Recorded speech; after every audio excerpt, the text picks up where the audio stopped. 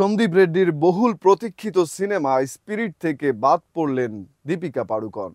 বাদ পড়ার বিশেষ কারণস্বরূপ জানা যায় যে দীপিকা সর্বোচ্চ ৮ ঘন্টা কাজ, মোটা অঙ্কের পারিশ্রমিক এবং ছবির লাভের অংশের 1% দাবি করেছেন। সেই সঙ্গে তেলেগু সংলাপ নিজে না করার শর্ত দিয়েছিলেন।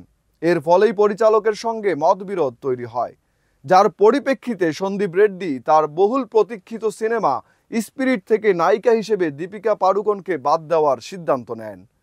তার পরিবর্তে দেখা যাবে অ্যানিমেল খ্যাত অভিনেত্রী দীপ্তি ডিমরিকে।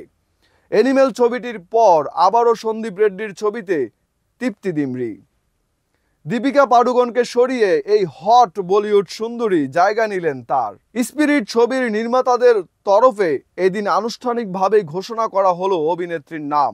ফলে বলিউড আবারও একটি ফ্রেশ জুটি পাচ্ছে, যেখানে একসঙ্গে পর্দায় ধরা দেবেন প্রভাস এবং দীপ্তি ডিমরি।